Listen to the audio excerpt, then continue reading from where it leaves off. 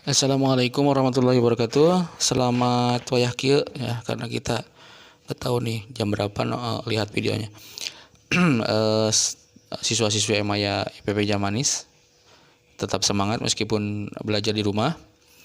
Kali ini saya akan memberikan materi pembelajaran atau pembelajaran melalui jarak jauh saja melalui video khusus untuk kelas 10 ilmu-ilmu keagamaan, yakni tentang pelajaran usul fikih.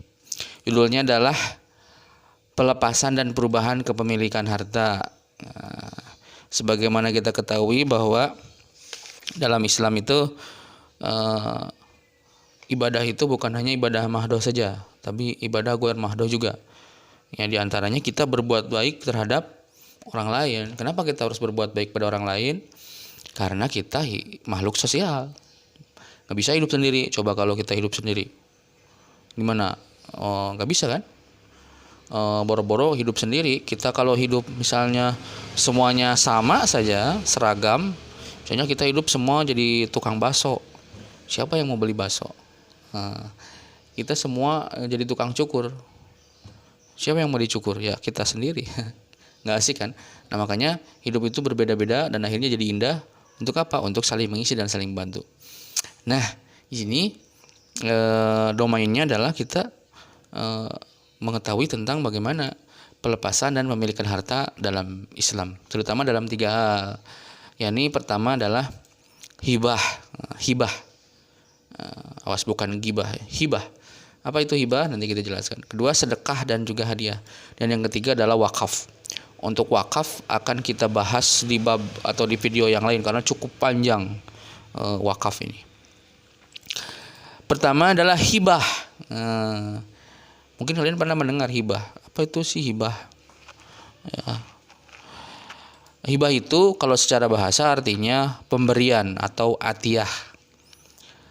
Kalau menurut istilahnya hibah adalah akad yang menjadikan berpindahnya kepemilikan tanpa adanya pengganti ketika masih hidup dan dilakukan secara sukarela.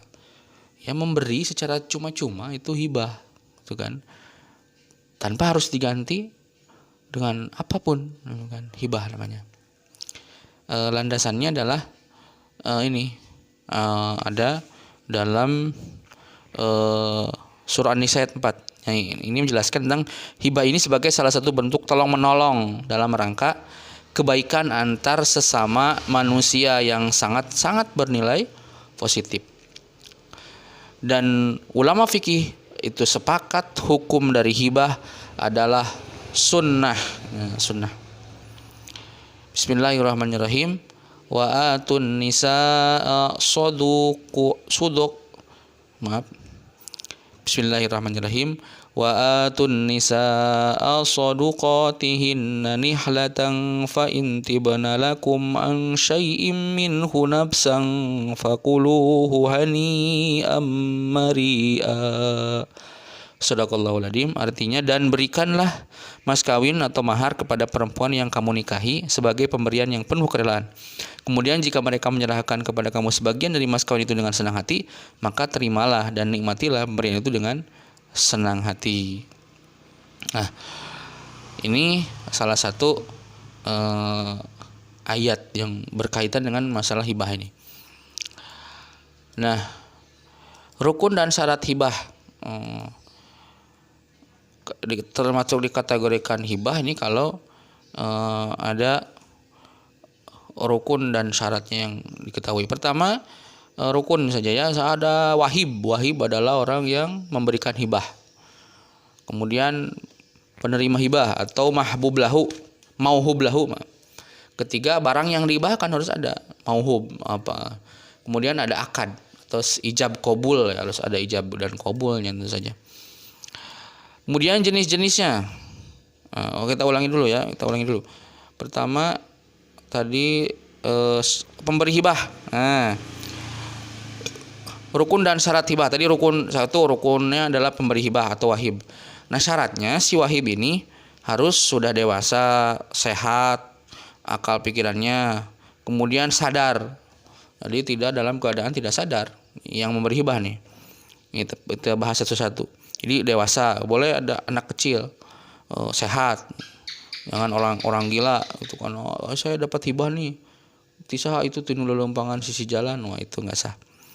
Kemudian dilakukan atas dasar kemauan sendiri tanpa paksaan. Kalau dipaksa ya nggak sah, diancam misalnya. Laki-laki atau perempuan boleh melakukan hibah, itu bebas. Kemudian yang menerima hibah atau mauhub lahu syaratnya adalah terbukti ada pada waktu dilakukan hibah. Jadi ketika hibah itu harus ada si mauhub lahunya. Itu jangan sampai memberikan hibah pada orang yang tidak ada. Nah, itu. Kemudian barang yang dihibahkan, syarat barang yang dihibahkan adalah jelas terlihat wujudnya. Jadi nggak boleh abstrak. Misalnya saya memberi di anu itu kan, memberi pisitan, tapi pisitan anak di mana itu, nak kebon kan itu ke apa. Kemudian barang yang dihibahkan memiliki nilai atau harga. Jangan menghibahkan barang yang tidak ada nilainya. Misalnya maafin ya, kotoran yang tidak ada nilainya. Tapi kalau kotoran kambing bisa, kalau banyak di kilo jadi pupuk dijual ya. Ya intinya barang yang ada nilainya atau harganya. Kalau tidak ada harganya buat apa? Kemudian benar-benar pemilik hibah ini barangnya itu milik pemilik hibah, jadi tidak boleh atas orang lain. Saya hibahkan nih misalnya motor ini, tapi ternyata motornya milik orang lain, nggak sah. Atau belum lunas misalnya gitu kan, si kredit, nggak boleh. Kemudian status kepemilikannya, jadi dipindahkan status kepemilikannya dari tangan pemberi hibah kepada penerima hibah. Jadi harus benar-benar asli milik si wahib ini. Mauhub ini harus, mauhub dan barang yang dihibahkan harus milik si wahib, nggak boleh milik orang lain. Kemudian selanjutnya adalah akad, harus ada ijab qabul. Misalnya contohnya gini, saya hibahkan tanah ini kepada kamu.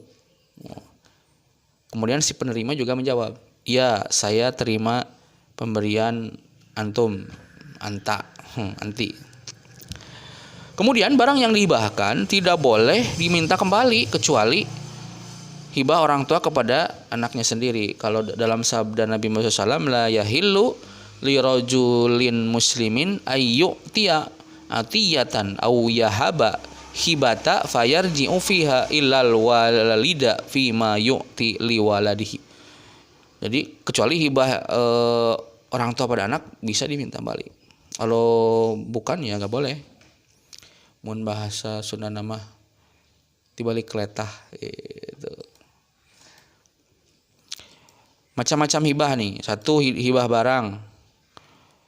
Contoh hibah rumah, hibah sepeda, hibah motor, hibah baju, hibah apalagi, silakan kasih contoh di komentar. Kemudian ada hibah manfaat. Hibah manfaat ini terbagi dua. Hijab yang berwaktu atau hibah muajalah, dan hibah hibah seumur hidup alias al-umri. Hibah mujadalah dapat dikategorikan pinjaman karena berwaktu ya.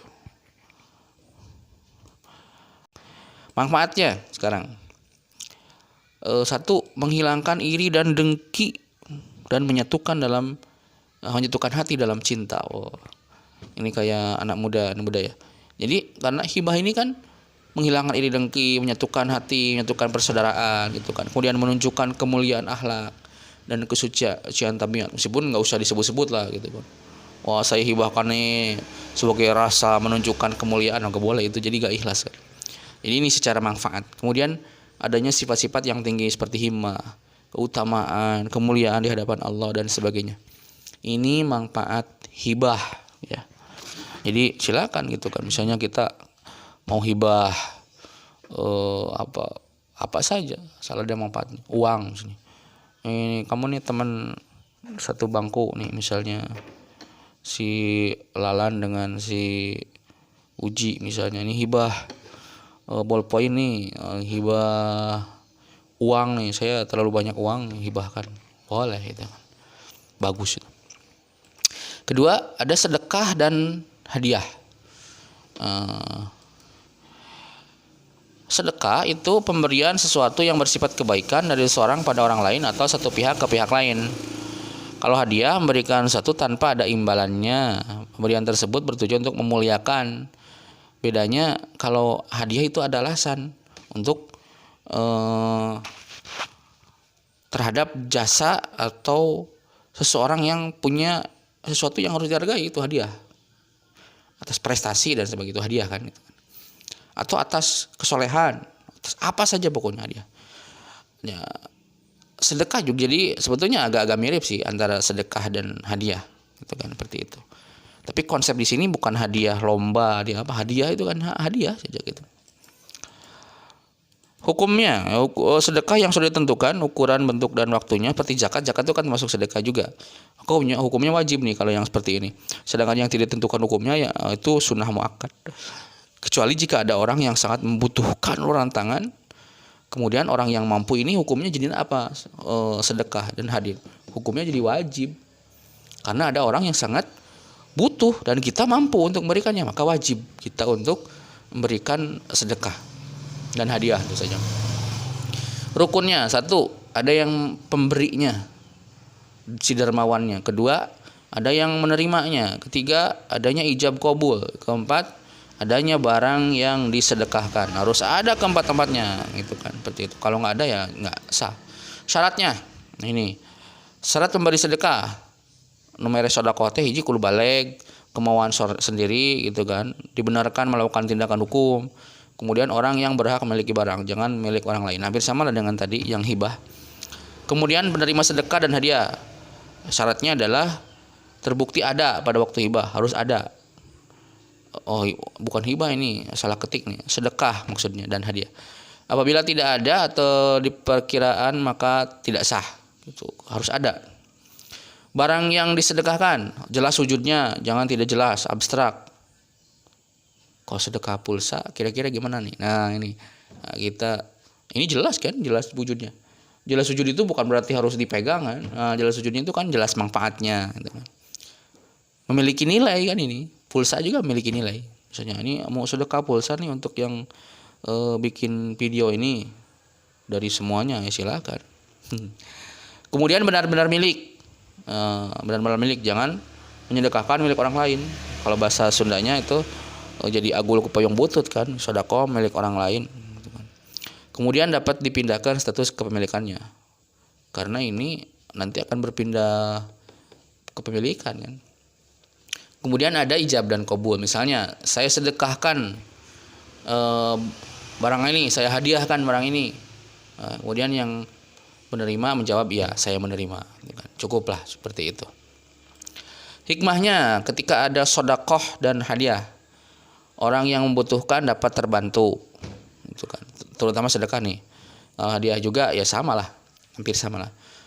Kemudian mempererat silaturahim gitu kan. Ini akan jadi apa ya, tersimpan dalam hati nih orang yang memberikan sedekah ini sangat luar biasa. Apalagi misalnya kita orang butuh. Makanya nanti kita ketika di asrama atau di sekolah lihat teman yang kira-kira butuh, kelihatan kan itu, bantu langsung. Gitu kan. Kita harus empati terhadap orang. Simpati dan empati itu salah satu ciri kecerdasan emosional yang baik. Kemudian juga sedekah ini meredam murka Allah Subhanahu wa taala. Oh iya, benar sekali. Kemudian juga menolak bencana. Jangan-jangan kita banyak bencana karena kita malas untuk bersedekah, itu kan, beri hadiah. Naudzubillahi min dzalik. Kemudian juga jelas memperoleh pahala yang mengalir. Bayangkan ketika itu misalnya sedekah untuk anak yang pesantren, anaknya rajin sholat, zakat, puasa, mendoakan, baca Quran, maka pahalanya akan mengalir terus pada kita. Makanya bersedekah ini akan sangat luar biasa karena menjadi amalan yang terus menerus mengalir. Asal syaratnya satu, ikhlas gitu. Kemudian mendapat pertolongan dari Allah Subhanahu wa taala. Orang yang senantiasa bersedekah akan mendapatkan pertolongan dari Allah Subhanahu wa taala kelak insyaallah. Itu bahasan tentang tiga dulu ya. Hibah, sedekah dan hadiah. Hibah, satu konsep, sedekah dan hadiah juga satu konsep, baru dua. Yang terakhir nanti wakaf, karena wakaf ini akan cukup panjang karena butuh pembahasan yang detail gitu kan. Jadi supaya nanti kita mengetahui bagaimana proses wakaf ini. Karena di lembaga-lembaga, di rumah, di masyarakat ini banyak yang mewakafkan gitu kan. Kita harus tahu bagaimana proses wakaf ini supaya tidak jadi gugatan di kemudian hari gitu kan. Bagaimana cara secara hukum, bagaimana supaya nanti terbuat akta ikrar wakaf yang bisa dipertanggungjawabkan di suatu saat yang akan datang. Banyak cerita ketika orang yang wakaf kemudian digugat oleh ahli warisnya, kemudian tidak ada bukti. Nah, makanya nanti kita akan bahas bagaimanakah pengertian wakaf, rukunnya, syaratnya, teknisnya bagaimana ketika kita akan mewakafkan. Akan dibahas dalam video selanjutnya, masih di Usul Fikih kelas 10 IIK MA YPP Jamanis. Tetap semangat meskipun dalam keadaan kita ada wabah. Mudah-mudahan kita tetap clear, tidak ada yang positif. Tetap semangat, tetap beribadah. Assalamualaikum warahmatullahi wabarakatuh.